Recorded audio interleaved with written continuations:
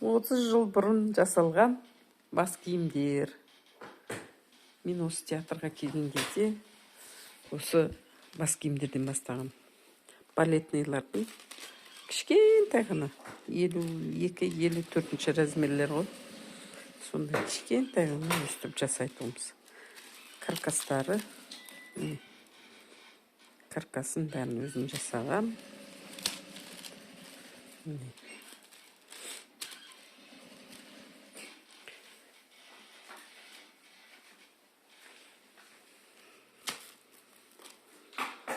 Бәрін роспись расписывать еткен. Оюларын сыртынан жүргізіп шыққан, уже кетіп қалған. Бұл клеймен, БФ клеймен бронзаны араластырып жасаған кезде осылай шығады. Бұрын бізде анандай Қытайдың оюлары болмады ғой. Сол кезде осылай жасайтуымыз. Керемет көрінеді екен.